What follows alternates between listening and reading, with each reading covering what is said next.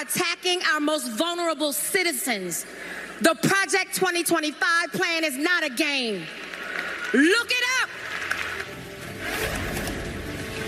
Oh, I love that she did that. Hi again, everybody. It's 5 o'clock in the East. No, it's not a game, and this is not a drill. Project 2025 is their plan. It is serious. It's in writing. It's public. It is a chilling approach to running our federal government that got all the more chilling after the Supreme Court granted Donald Trump absolute immunity. It's the plan that Trump would implement on day one should he prevail in the November election and end up back in the Oval Office. That was actress Taraji P. Henson delivering that warning during Sunday's BET Awards to make sure that her audience and all Americans wake up about what is truly at stake this November. A full-scale reimagining of our entire system of government and who runs it in Donald Trump's image and vision. The mission statement for Project 2025 is a plan assembled by the Heritage Foundation. Sounds like something you'd read on the ex-president's Truth Social feed, and there's no evidence to rebut that that's exactly where it came from. Quote, "It is not enough for conservatives to win elections. If we are going to rescue the country from the grip of the radical left, we need both a governing agenda and the right people in place, ready to carry this agenda out on day one of the next conservative administration." Axios has new reporting on what they describe as Trump's imperial presidency in waiting, writing this, quote, "Trump promises an unabashedly imperial presidency, one that would turn the Justice Department against critics, deport millions of people in the U.S. illegally, slap 10% tariffs on thousands of products, fire perhaps tens of thousands of government staff deemed insufficiently loyal. He'd stretch the powers of the presidency in ways not seen in our lifetime. He says this consistently and clearly, so it is not conjecture."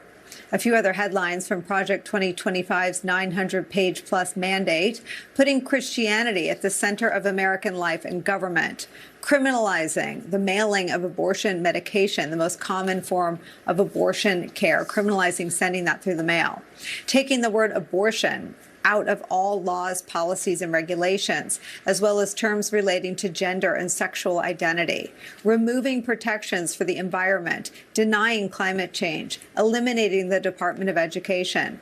As the New Republic called it a few months back, quote, "a remarkably detailed guide to turning the United States into a fascist paradise."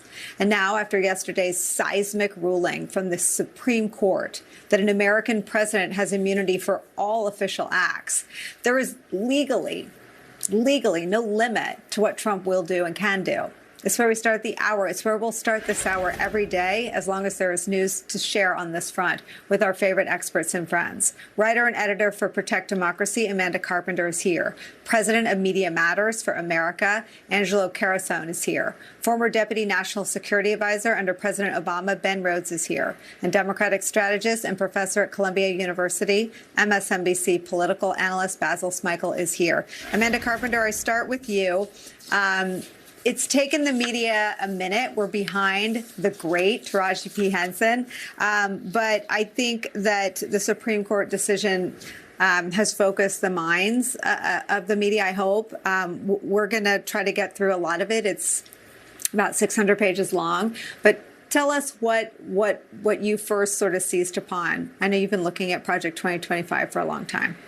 Yeah, and I have. And I also think it's important to show how it's directly tied to the Trump campaign agenda, because I think it's almost too easy for Trump to dismiss it by saying, oh, that's an outside group. And so what I did through my work at Protect Democracy with my wonderful colleagues was put together this resource called the Authoritarian Playbook 2025. And you can find that at authoritarianplaybook2025.org, that talks through the systematic ways that the Trump campaign agenda overlaps and collaborates with Project 2025 in distinct ways that would dismantle our democracy. And that sounds like really exaggerated, but it is not. And so we went through and really tried to explain in a factual, no nonsense way about how this goes down. And we divided it up to several areas. The first has to do with how Trump will consolidate power to direct investigations against his enemies. There's a lot of material that, policy-wise, the Project 2025 agenda lays out how they will systematically do that.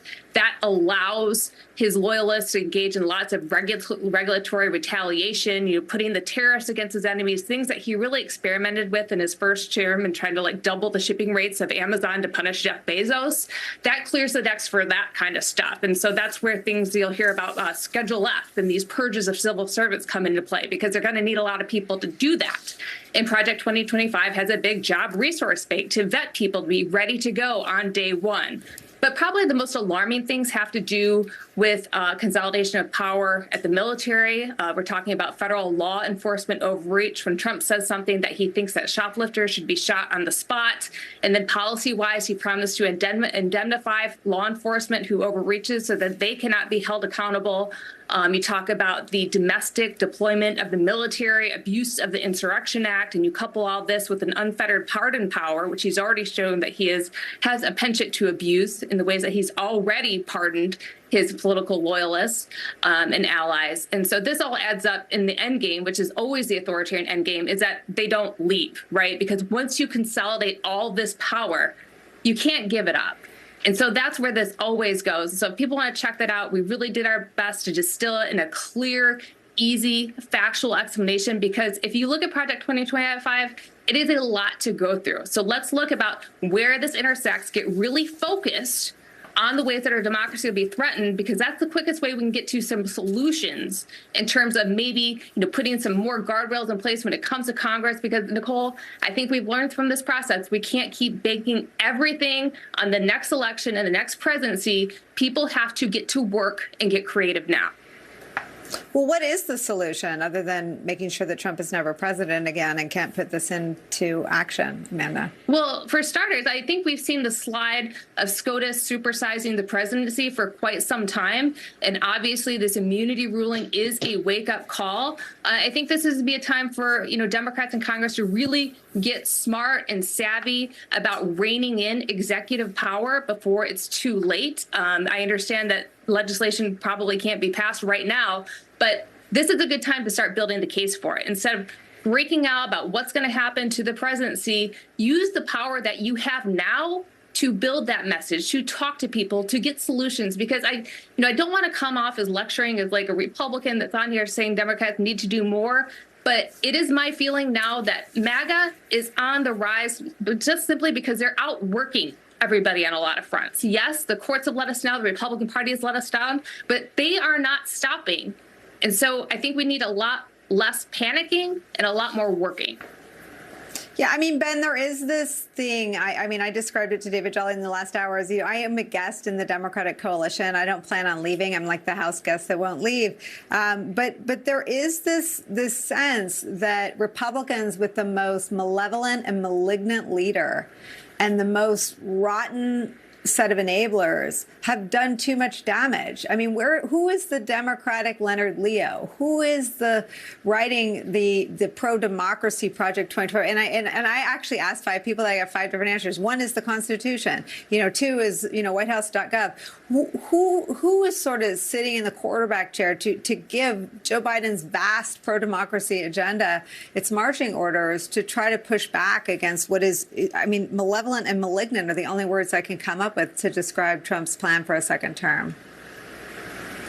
Yeah, I think you're right to focus on the question, Nicole, and I'm going to get to it. I just want to make one point about Project 2025 that builds on your point about parties, which is sometimes we make the mistake of just thinking, this is just Trump, and Trump's going to come in and somehow this is all emanating from his own interests. When in fact, if you look at that Supreme Court decision, that's the result of decades of court packing by the far right and a relentless focus on the courts, such that we really have no solution right now in the near term for dealing with a 6-3 majority that is changing the Constitution before our very eyes. And so I think we have, first of all, have to make a change now we think about this. It's not just Trump. Trump obviously is the most corrosive force in the party itself, but he's connecting with the worst elements in the party that have been building this authoritarian playbook for some time. And we've seen this, as you and I have talked about, in other countries. In terms of who's pushing back, I would point to the necessity of taking action not just at the federal level, Because you pointed out in your last question, it's difficult. If Trump wins and the Democrats don't control both houses of Congress, well, we'd be dealing with an out-of-control president and a Supreme Court giving him a blank check. Some of the fortification you have to do and some of the groundwork you have to do is at the local and state level. And this has been the case in other countries that have had to try to create antibodies to resist authoritarianism. I think some of the more innovative democratic policy work, both around democracy and around solutions that matter in people's lives, are happening across the country in different states and municipalities. In the first Trump presidency, frankly, his decision just to take climate change, which is one of the examples you used from Project 2025, his decision to pull out of the Paris Agreement did not have that big of an impact in terms of American emissions because a lot of states, California leading them, built their own guardrails around the capacity of the federal government to undo their actions. And so I think part of what the Democratic Party needs to do is not just have a kind of top-down thing where we're waiting for the next presidential election every 4 years with bated breath, although we have to do that, particularly in the next few months. But we need to be building from the bottom up in the same way that the Republican Party has. What are we doing at city levels, at town levels, at state levels? What are we doing with grassroots mobilization? The Democratic Party, Nicole, has a lot of infrastructure. I've been a part of that infrastructure. It's not always connected to each other. Sometimes it's disconnected. Mm-hmm. There's an environmental movement. There's a movement for reproductive freedom. There's a movement for LGBT rights. This all needs to be woven together in the same way that the right-wing coalitions have been. And so we need that kind of collective effort in everything that we're doing, not just for this election, but frankly, it's going to take a generation just to undo what's already been done. And never mind if Trump gets back in there again. Ben, as you're explaining that to me, I mean, I think I know why. I mean, the Republican project is about power and a corrupt pursuit of power, which is very unifying. The Democratic project, I don't even think Democrats see it that way, is around these benevolent causes, right? I mean, and you can debate. I mean, Amanda and I were in the Republican Party when we just debated how to keep the water clean. Now the Republican Party's, Trump said it at the beginning, the water will be the cleanest water ever. He literally has not one policy to make water clean. Water doesn't just become clean because you say it so. But I mean, I think you're getting at the structural underpinning and the lack of any coordinated political response to what is a complete hostile takeover, not just of institutions in the court, but of the very democracy. And my question is an uncomfortable one, but is it too late? Well, it can't be too late. I mean, I think we are too late in a lot of ways, in the sense that this has been going on for a long time now, and we've been trying to beat it back in every election, every 2 years. But I do think you've seen progress in recent years. Again, from the bottom up, but also with the kind of people getting elected to office, right? The kind of people who are in their 40s and 30s who get moving into elective office. What I would say, Nicole, just to build on what I was saying before about how the party functions, it tends to be a collection of different interest groups, right? Who are, understandably focused on the issue they care about. You're right that the Republican Party has been focused on power. Look, the Koch brothers did this, where they would gather a bunch of donors together, and they'd say, don't donate to the things you care about, the issues you care about. Let's put all this money, pool it together, and use it to win power. And then the things that you care about are going to be taken care of on the back end here. I think Democrats need to mobilize collectively in that fashion so that we realize that ultimately winning elections across the country and building support and pipelines for the kinds of policies that defend democracy and defend the kind of groups that are going to be targeted by Project 2025 is what is so essential here. It's going to take not just the kind of playbook that the Democratic Party has been using for the last 30 years. It takes a new kind of mindset that I think has been building in the Trump years. It really has. But we're at a moment of truth here now, first in this election, but then in realizing just how deep the hole is that we're in. And that Supreme Court decision pointed up the depth of the hole that we are in, because that is a 6-3 majority that is likely to be with us for a while. Okay, so it's going to take not just kind of, everybody giving their best effort through the next election. It's going to take organization in the long term. Angela, I know you've been looking at Project 2025. Why do you think it's taken the media so long to focus on it? It's all right there, out in the open. These plans, they're extrajudicial. They're an extraordinary abuse of power. They're the sorts of things that the Trump's first White House lawyers would have warned him against doing. And they're all here on the website in black and white. I think two reasons. One is that it's so big.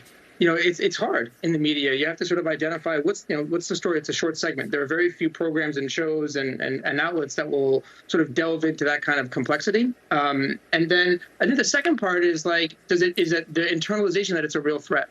right? Because the right wing, as in your previous conversation, it's all sort of acknowledged it. They've been doing this forever. They've been doing this for decades, right? They always organize and coordinate and collaborate, and their institutions do that. They always sort of have these plans. I mean, in the first Trump administration, the Heritage Foundation says that 64% of all of the policies that the Trump administration put into effect in their first year were the result of the work of just the Heritage Foundation alone. So part of it is that it feels like, is this different?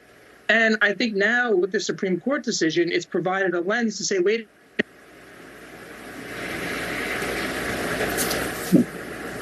some of it seems much more likely to be achieved. I lost you. I need you to say that part again after the Supreme Court decision, because I agree with you. I think the Supreme Court decision is this window to focus everybody on what exactly they said, how radical it is. Everything they said before yesterday was, to quote Bill Barr, bullshit. They had no respect for precedent. They had no respect for the things they'd said in their own confirmation hearings. They also couldn't give a single example of any president that had ever been, reined in from doing what they described as bold things. And yet they gave this ex-president, absolute immunity. Yeah, I mean, that's exactly, to me, that is the focal point, is that it provides a lens for the media, for the public to say, wait a minute, these plans, which seem fantastic, which seem illegal, maybe the checks or the guardrails we thought we had in place that would make them, that just sort of, it was to make it no longer just fuel for sort of right-wing media, but actually become something that we all have to deal with. It seems much more likely now as a result of that Supreme Court decision, because what they basically did was take away, at best, a lot of assumptions that people had. I mean, even Mitch McConnell had the assumption that there were things that the president does that are illegal, because when he said, look, I'm not supporting an impeachment here because there's a criminal justice system that could take care of Donald Trump if he had done illegal stuff in the last few weeks of his administration to try to steal an election. I mean, everybody had those assumptions. And what that Supreme Court decision did, at best, put aside whether or not there's new law and the implications of it, what it did do was take away an assumption that many people had about one of the few last remaining guardrails. And to put a bow on it, and I think it sort of ties in the significance of this election in a lot of ways in this moment, this is the first election in 30 years where Rush Limbaugh is not the single largest get-out-the-vote operation in this country. And so when we talk about all the institutional power and organizing that happened on the right, we also can't disconnect that from the fact that they've been pumping poison into the information ecosystem for decades and building generations of ditto heads, of individuals that are not just going to take an amplification imperative and repeat right-wing misinformation, but feel that they also have an obligation to act on it. And it is being called. And what that decision does is call that question. Basil, Ruth Ben-Ghiat said something really important yesterday. She said that despair and hopelessness are two vital tools of the autocrat, that what they need is for people to feel that all is lost, to feel hopeless. Because I always ask experts, are you still optimistic? And they say what Ben just said, I can't be, or I am. I can't feel despair and hopelessness. I have to be optimistic. One, are you optimistic? And two, where do you derive your optimism from if you are? That's a great question, because I have to tell you, in the last few days, particularly with all this conversation post-debate, I've been very angry. And I've tried not to let that anger turn into frustration and worry, but the reality is it has. I talk to friends and colleagues, and they have similar concerns, which is why I was so thankful to see Taraji P. Henson at the BET Awards really call the 2025 Project 2025 to call it out for what it is. It was the biggest night for the culture, and to speak to the culture about threats to that culture in real time, I think was extraordinary, because it came off of a day when Donald Trump talked about black jobs. And when he talks about black jobs, it's not just the slip of the tongue. He's talking about jobs that are focused on servitude, bereft of any substance or intelligence, because that's not who he thinks we are. So our black job is not servitude, it's actually civic engagement. And that's what gives me hope. It's seeing people who perhaps never would have taken the position that they did on a stage like that, in public like that, all of a sudden turning around and saying, no, I've got to speak out about this. And the urgency is critical, because as everybody's talked about Project 2025, with a point that I feel really does need to be hammered home, is that it is an agency by agency instruction booklet for Donald Trump if he were to ever get to office. And it is not a 10-year plan. It is a 180-day plan. 180 days. That's not enough time to throw up a protest. That's not enough time to legislate. That is not enough time to take something to court. It is designed as a steamroller so that Donald Trump could do everything he wants to do as well, thanks to the Supreme Court, on day one. So what we should be talking to each other about is not just about an existential threat to our children and grandchildren. It's what are you going to do in the next 6 months? Because come January, if Donald Trump is president, our lives will change radically. And I need us to all be on the same page about that. And I'll just say this very quick about Ben's points related to the party, because this keeps me up at night. For a decade or more, a lot of individuals have actually run against the Democratic Party, not really fully embracing it, but against it, and have started many organizations that are well-meaning and do really good work, perhaps really innovative work. But to his point, a lot of it is not stitched together. And when you convince a lot of voters that the party is not responsive to you, they therefore are not going to use the party as a vehicle for the political and economic empowerment that I saw it for when I got involved 30 plus years ago. When you combine that with the decline of religiosity, the fact that you have places where we used to congregate like churches, and so many black churches in Harlem and New York City are closing down, that the civic engagement in many ways has been small d democratized because of social media. There is now this increased need to make sure that we are in the room talking with each other, sharing our plans and setting a course forward. Because as I said, this is not a 10-year plan that the Heritage Foundation is creating the intellectual foundation for. It's not a 10-year plan that the business community is flocking around Trump to fund. It's 180 days starting in January. Well, I've been sifting through it since Thursday myself, Basil, and you guys have just given me my first super dose of hope in a long time. And we will, for our part, turn over. And we've got with Angela, we've got lots of time. But we don't look for 2-minute segments. They're not long enough.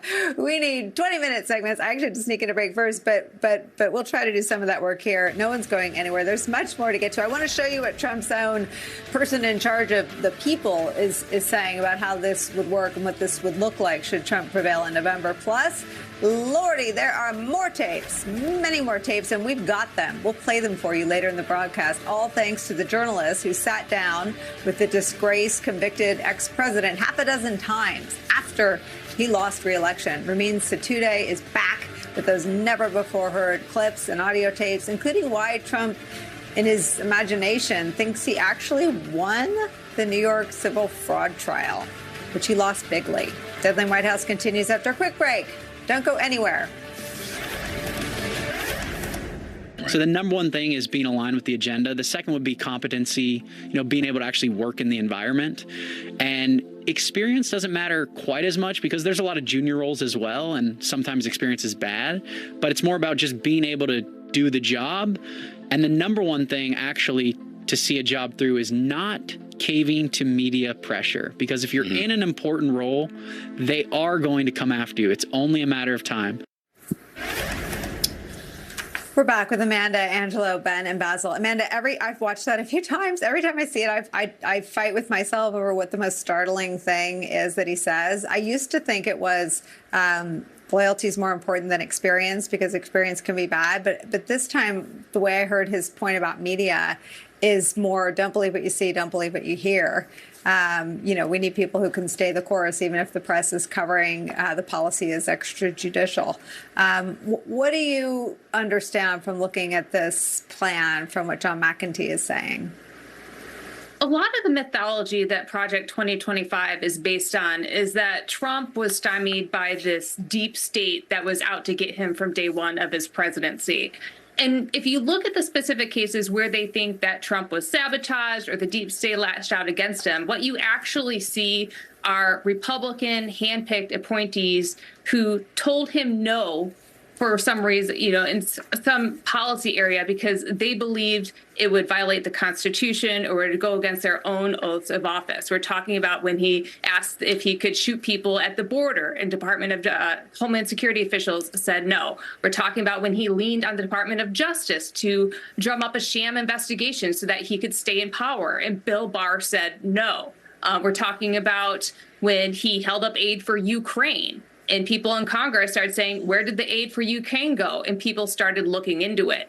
And so those are the problems, I put in air quotes, that Project 2025 seeks to solve by vetting people not for expertise, but for loyalty to the president. I mean, this whole project rests on the idea that we have to get rid of the deep state that was out to get him. But also, when Donald Trump says, I have Article 2 power to do whatever I want, they're finding a way to make that true, hand in hand with the Supreme Court. And that is why they're so laser focused by these things like Schedule F, which would allow the president to unilaterally reclassify thousands of federal workers to get them out so that they could get their loyalist, non-expert people in who essentially will never tell the president no. That's what this all rests upon.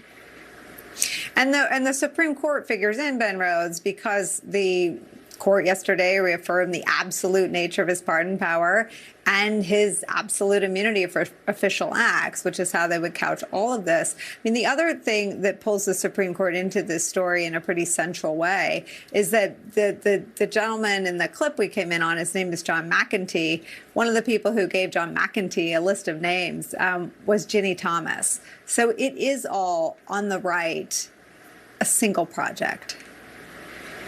Yeah, and we have to see it that way. And if you think about the Supreme Court and what they've been doing the last few years, they have basically taken the position that they are there to service the interests of Donald Trump and the right wing of the Republican Party.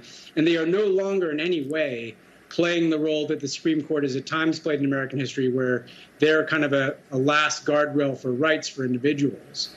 Why do I say that? When I hear that clip, you know what I think about Nicole when he talks about media? I think about the separation of families. You had Trump try to institute a policy separating children from their families at the border, and you had a huge media backlash to that. And the people in the administration kind of backed off that at the time. I actually think that's what he's referring to, because what we know is Trump is going to come first, as the BET clip powerfully made the point. He's going to come first for vulnerable people. So if you try to envision a scenario not that far from now, less than a year from now, where he's trying to put millions of people in this country into camps, or he's trying to mass deport people, including people who've been here for decades, whose children were born here, whose spouses live here, there'll be a media backlash. And what I hear in that clip is him saying, we need people in there who are not going to get rattled if there's a kind of wall-to-wall media coverage talking about how outrageous this is. We've got the Supreme Court. We know that the Supreme Court is not going to stand in the way of something like a mass deportation scheme or an internment camp scheme. The last thing we need is just people who are willing to sit there in those jobs and put up with a lot of people in the media getting very outraged about what's happening. And that's what they want to do. And again, it'll start for vulnerable people who don't have protections anymore because they don't have protections from the courts. But it'll come for anybody that Trump deems an enemy. And if he's able to do this also at the intelligence community level and at the military level, well, then we're talking about generational damage done to the American state and the extension of his personal interests with no check from the Supreme Court in ways that, we're going to bring up scenarios that we can envision. Again, General Milley, another guy, he probably didn't like the media backlash to when Trump marched across Lafayette Square and they cleared those protesters with tear gas. That's the kind of person he doesn't want as chairman of the Joint Chiefs of Staff next time. So that's what I hear when he talks about media pressure. People who have no shame. They cannot be shamed out of doing the things Donald Trump wants them to do, and they won't be stopped by the Supreme Court. This conversation won't be stopped either. I find it wildly optimistic that you envision media backlash. I mean, that's a set of assumptions as well that I'm going to cling to, at least tonight. Amanda Carpenter, Angelo Carasone, Ben Rhodes, Basil Smikle, to be continued. Consider yourselves on notice. We need you for this.